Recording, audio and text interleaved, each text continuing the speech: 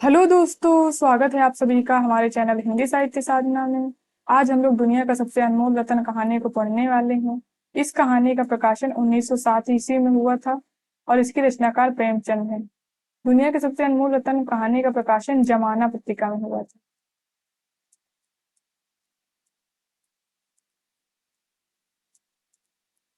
और ये प्रेमचंद की सोजी वतन कहानी संग्रह में संकलित है। इस इसमें कुल 5 कहानियां हैं।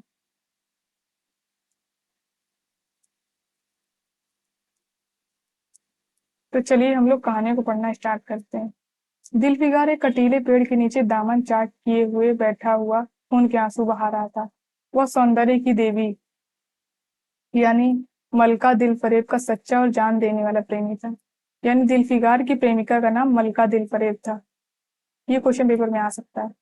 उन प्रेमियों में नहीं जो इस फुलेल में बसकर और शानदार कपड़ों में सजकर आशिक के वेश में माशूकियत का दम भरते हैं, बल्कि उन सीधे साधे भोले भाले फिदाइयों में जो जंगल और पहाड़ों से सर टकराते हैं और फरियाद मचाते फिरते हैं। दिल फरेब ने उससे कहा था कि अगर तू मेरा सच्चा प्रेमी है तो जा और दुनिया की सबसे अनमोल चीज लेकर मेरे दरबार में आ, तब मैं तुझे अपनी गुलामी में कबूल करूंगी। तो ये कथन पेपर में आ सकता है। यहाँ से ये किसका कथन है? तो ये दिल फरेब का कथन है। अगर तुझे वह चीज ना मिले तो खबरदार इधर रुक ना करना, वरना सूली पर खिंचवा दूंगी। दिलफिकार को अपनी भावनाओं के प्रदर्शन का, शिकवे शिकायत का, प्रेमिका के सौंदर्य दर्शन का तनिक भी अवसर ना दिया गया।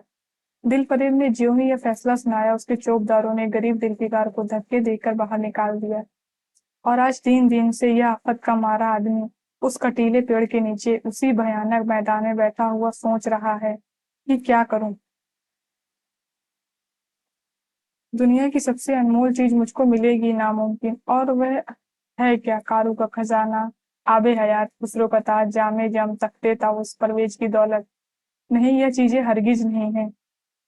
दुनिया में इनसे भी महंगी और इनसे भी अनमोल चीजें मौजूद है, मगर वह क्या है, कहाँ है, कैसे मिलेगी? या खुदा, मेरी मुश्किल क्यों कर आसान होगी।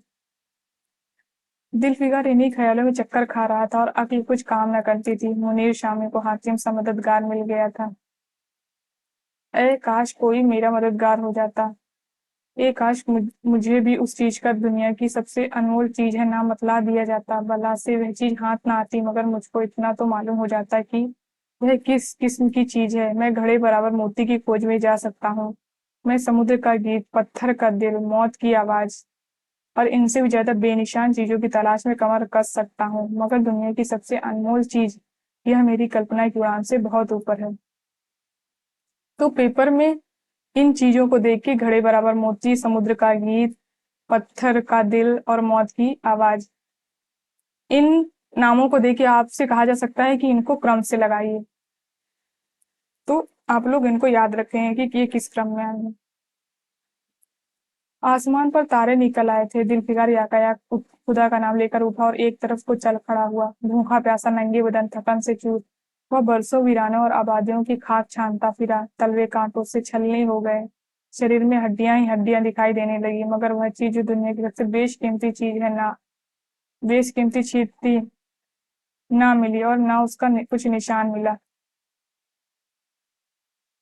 एक रोज वह भूलता भटकता एक मैदान में जा निकला, जहां हजारों आदमी गोल बांधे खड़े थे और बीच में कई अमामे और चोगे वाले दड़ियल काजी शाही अफसर शान से बैठे हुए आपस में कुछ सलाह मशवरा कर रहे थे। और इस जमात से जरा दूर पर एक सूली खड़ी थी। दिलफिगर कुछ तो कमजोरी की वजह से, कुछ यहाँ की कैफियत देखने के इरादे से ठिठक गया।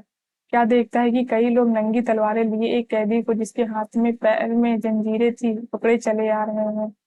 सूली के पास पहुंचकर सब सिपाही रुक गए और कैदी की हथकड़ियां बेड़ियां सब उतार ली गईं। इस अभागे आदमी के दामन सैकड़ों बेगुनाहों के खून की छींटों से रंगीन था, और उसका दिल नेकी के ख्याल और रहम की आवाज से जरा भी परिचित ना था। उसे काला चोर कहते थे। सिपाहियों ने उसे सूली के तख्ते पर खड़ा कर दिया और मौत की फांसी उसकी गर्दन में डाल दी, और जल्लादों ने तख्ता खींचने का इरादा किया कि वह भागा मुजरिम चीख कर बोला, खुदा के वास्ते मुझे एक पल के लिए फांसी से उतार दो, ताकि अपने दिल की आरजू निकाल लूं। यह सुनते ही चारों तरफ सन्नाटा छा गया। लोग अचंभे में आकर ताकने लगे। काजियों ने एक मरने वाले आदमी की अंतिम याचना को रद्द करना उचित न समझा और बदनसीब पापी काला चोर जरा देर के लिए फांसी से उतार लिया गया।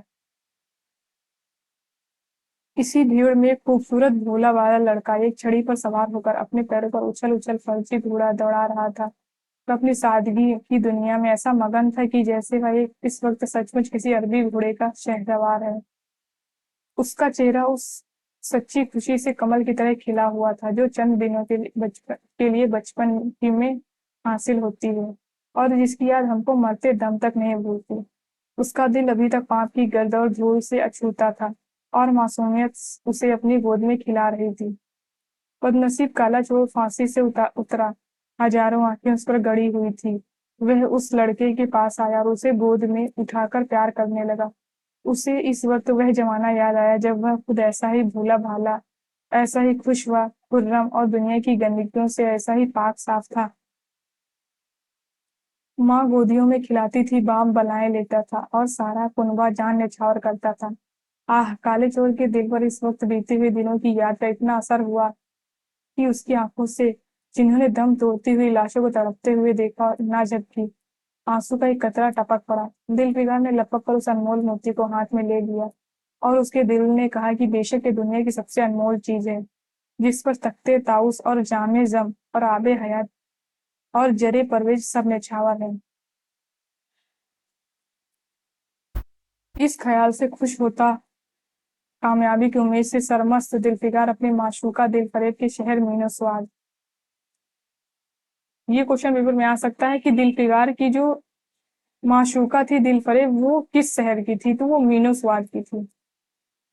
मीनू स्वाद को चला, मगर ज्यों ज्यों मंजिलें तय होती जाती उसका दिल बैठ जाता कि वह कहीं उस चीज की जिसे मैं दुनिया की सबसे बेशकीमती चीज समझता हूँ दिलफरेब की आंखों में कदर ना हुई तो मैं फांसी पर चढ़ा दिया जाऊंगा और इस दुनिया से नामुराद जाऊंगा। लेकिन जो हो सो, अब तो किस्मत आजमाई है। आखिरकार पहाड़ और दरिया तय करते हुए शहर मीनू स्वाद आ पहुंचा और दिलफरेब की ड्योढ़ी पर जाकर विनती की थकान से टूटा हुआ दिलफिकार खुदा के फजल से हुक्म की तामील करके आया है और आपके कदम चूमना चाहता है। दिलफरेब ने फौरन अपने सामने बुला भेजा और एक सुनहरे पर्दे की ओर से फरमाइश की कि वह अनमोल चीज पेश करो।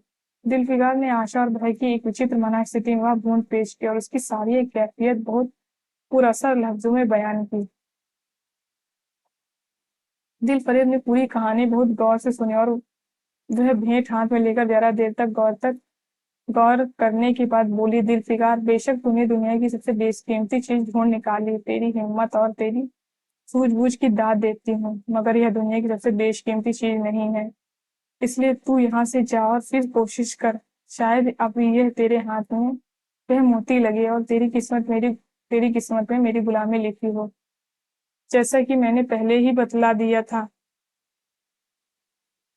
कि मैं तुझे फांसी पर चढ़वा सकती हूँ, मगर मैं तेरी जाँ बख्शी करती हूँ, इसलिए कि तुझमें वह गुण मौजूद है जो मैं अपने प्रेमी में देखना चाहती हूँ और मुझे यकीन है कि तू जरूर कभी न कभी कामयाब होगा। नाकाम और नामुराद दिलफिकार इस माशुकाना इनायत से जरा दिलेर होकर बोला, ए दिल की रानी, बड़ी मुद्दत के बाद तेरी ड्योढ़ी पर सजदा करना नसीब होता है। फिर खुदा जाने ऐसे दिन कब आएंगे। क्या तू अपने जान देने वाले आशिक के बुरे हाल पर तरस ना खाएगी और क्या अपने रूप की झलक दिखाकर इस जलते हुए दिलफिकार को आने वाली शक्तियों के झेलने की ताकत ना देगी। तेरी एक मस्त निगाह के नशे से चूर होकर मैं वह कर सकता हूँ जो आज तक किसी से ना बन पड़ा हो। दिलफरेब आशिक की ये चाह भरी बातें सुनकर गुस्सा हो गई और हुक्म दिया कि इस दीवाने को खड़े खड़े दरबार से निकाल दो। चौकीदार ने फौरन गरीब दिलफिकार को धक्के देकर यार के कूचे से बाहर कर दिया। कुछ देर तक दिलफिकार अपनी निष्ठुर प्रेमिका की इस कठोरता पर आंसू बहाता रहा और सोचने लगा कि वह कहाँ जाऊं। मुद्दतों रास्ता नापने जंगल भटकने के बाद आंसू की यह बूंद मिली थी। अब ऐसी कौन सी चीज है जिसकी कीमत इस आबदार मोती से ज्यादा हो। हजरते खिज्र, तुमने सिकंदर को आबे हयात के कुएं का रास्ता दिखाया था, क्या मेरी बाह न पकड़ोगे। सिकंदर सारी दुनिया का मालिक था, मैं तो एक बेखबर बेघर बार मुसाफिर हूँ। तुमने कितनी ही डूबती किश्तियां किनारे लगाई हैं, मुझ गरीब का बेड़ा भी पार करो। ए अली मुकाम जिब्रिल, तुम कुछ कुछ तुम ही इस नीम जान दुखी आशिक पर तरस खाओ। इस खुदा के खास दरबारी हो, तुम खुदा के खास दरबारी हो, क्या मेरी मुश्किल आसान ना करोगे? गरज ये है कि दिलफिगार ने बहुत फरियाद मचाई, मगर उसका हाथ पकड़ने के लिए कोई सामने ना आया। आखिर निराश होकर वह पागलों की तरह दोबारा एक तरफ को चल पड़ा।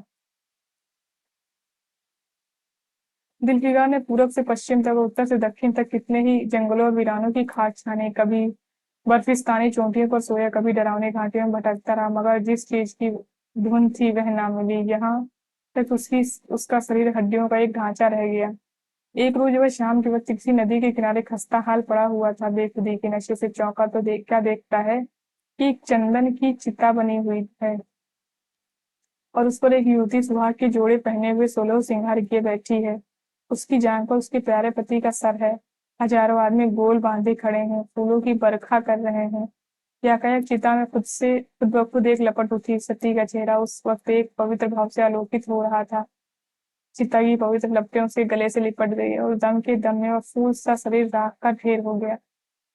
प्रेमिका ने अपने प्रेमी पर न्यौछावर कर दिया और दो प्रेमियों के सच्चे पवित्र अमर प्रेम की अंतिम लीला आंख से ओझल हो गई। जब सब लोग अपने घरों को लौट गए तो दिलफिकार चुपके से उठा और अपने चाक दामन कुर्ते में यह राख का ढेर समेट लिया और इस मुट्ठी भर राख को दुनिया की सबसे अनमोल चीज समझता हुआ सफलता के नशे में चूर यार के कूचे की तरफ चला। अब की ज्यों ज्यों वह अपनी मंजिल की तरफ करीब आता, उसकी हिम्मतें बढ़ती जाती। कोई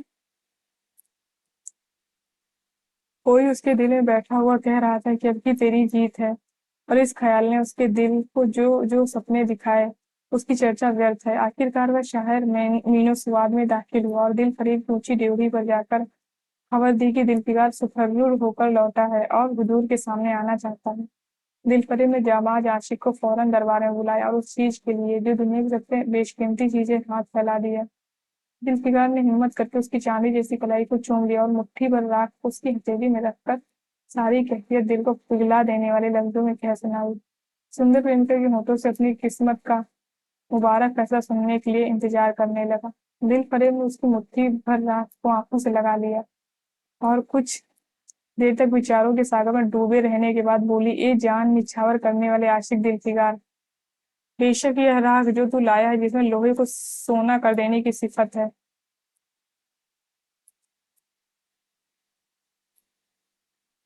ये बात आपको याद रखनी होगी। इसमें ये क्वेश्चन आ सकता है कि लोहे को सोना कर देने की सिफत किसमें है, तो वो जो सती की चिता की राख थी उसमें है। और यहाँ पे दो रत्नों की बात आ चुकी है। इस कहानी में टोटल 3 रत्न हैं,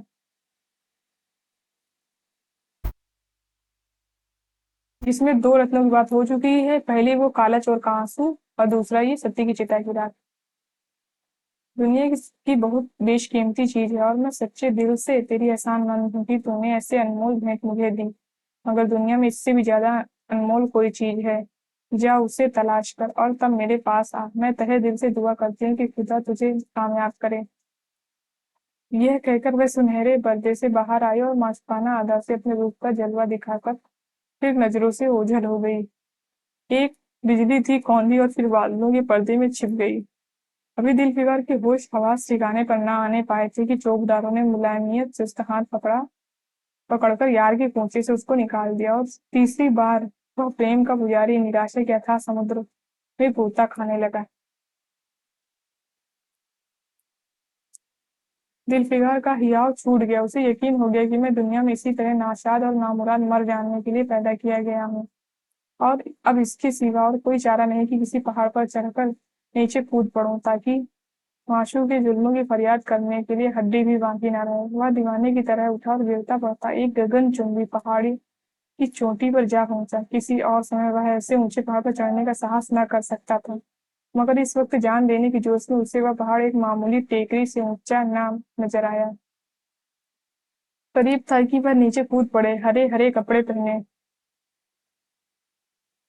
कपड़े पहने और हरा अमामा बांधे एक बुजुर्ग हाथ में तस्बीह और दूसरे में हाथ में लाठी लिए बरामद हुआ और हिम्मत बढ़ाने वाले स्वर में बोला, ए दिलफिकार, नादान दिलफिकार, ये क्या बुज़दिलों जैसी हरकत है। तू हम मोहम्मद का दावा करता है और तुझे इतनी भी खबर नहीं कि मजबूत इरादा मोहब्बत के रास्ते की पहली मंजिल है। मर्द बन और यूं हिम्मत ना हार। पूरब की दिशा पूरब की तरफ एक देश है जिसका नाम हिंदुस्तान है, वहां जौहर तेरी आरज़ू पूरी होगी। यह कहकर हजरत खिज्र गायब हो गए। जुल्फ़िकार ने शुक्रिया की नमाज अदा की और ताजा हौसले, ताजा जोश और अलौकिक सहायता का सहारा पाकर खुश खुश पहाड़ से उतरा और हिंदुस्तान की तरफ चल पड़ा। मुद्दतों तक कांटों भरे जंगलों, आग बरसाने वाले पहाड़, रेगिस्तानों, कठिन घाटियों और अलंग पर्वतों को तय करने के बाद जुल्फ़िकार हिंद की पाक सरजमीन में दाखिल हुआ और ठंडे पानी के सोते में सफर की तकलीफें धोकर थकान के मारे नदी के किनारे लेट गया। शाम होते होते वह चटियल मैदाने पहुंचा, जहां बेशुमार अधमरी और बेजान लाशें बिना कफन के पड़ी हुई थी। चील, कौवे और वहशी दरिंदे मरे पड़े हुए थे और सारा मैदान खून से लाल हो रहा था। वह डरावना दृश्य देखते ही जुल्फ़िकार का जी दहल गया। या खुदा, किस मुसीबत में जान फंसी।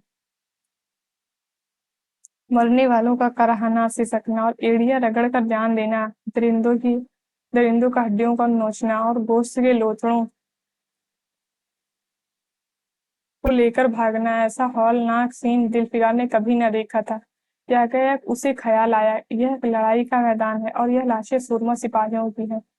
इतने में करीब से कराहने की आवाज आई। जुल्फ़िकार उस तरफ फिरा तो देखा कि एक लंबा तगड़ा आदमी, जिसका मर्दाना चेहरा जान निकलने की कमजोरी से पीला हो गया है, जमीन पर सिर झुकाए पड़ा हुआ है। सीने से खून का फवारा जारी है, मगर आबदार तलवार की मूठ पंजे से अलग नहीं हुई। जुल्फ़िकार ने एक चीथड़ा लेकर गांव के घाव के मुंह पर रख दिया ताकि खून रुक जाए और बोला, ए जवां मर्द, तू कौन है? जवां मर्द ने यह सुनकर आंखें खोली और वीरों की तरह बोला, क्या तू नहीं जानता मैं कौन हूँ? क्या तूने आज इस तलवार की काट नहीं देखी? मैं अपनी माँ का बेटा और भारत का सपूत हूँ। यह कहते कहते उसकी त्योरियों पर बल पड़ गया। पीला चेहरा गुस्से से लाल हो गया और आबदार शमशीर फिर अपना जौहर दिखाने के लिए चमक उठी। जुल्फ़िकार समझ गया कि यह इस वक्त मुझे दुश्मन समझ रहा है। नरमी से बोला, ए जवां मर्द, मैं तेरा दुश्मन नहीं हूँ। अपने वतन से निकला हुआ एक गरीब मुसाफिर हूँ। इधर भूलता भटकता आ निकला। बराए मेहरबानी मुझे यहाँ की कुल कैफियत बयान कर। यह सुनते ही घायल सिपाही बहुत मीठे स्वर में बोला, अगर तू मुसाफिर है तो आ मेरे खून से तर पहलू में बैठ जा, क्योंकि यही 2 अंगुल जमीन है जो मेरे पास बाकी रह गई है और जो सिवाय मौत के कोई नहीं छीन सकता। अफसोस है कि तू यहाँ ऐसे वक्त में आया जब हम तेरा आतिथ्य सत्कार करने योग्य नहीं। हमारे बाप दादा का देश आज हमारे हाथ से निकल गया और इस वक्त हम बेवतन हैं। मगर पहलू बदल कर हमने हमलावर दुश्मन को बता दिया कि राजपूत अपने देश के लिए कैसी बहादुरी से जान देता है। यह आसपास जो लाशें तू देख रहा है, यह उन लोगों की है जो इस तलवार के घाट उतरे हैं, मुस्कुराकर, और गोया कि मैं बेवतन हूँ, मगर गनीमत है कि दुश्मन की जमीन पर मर रहा हूँ।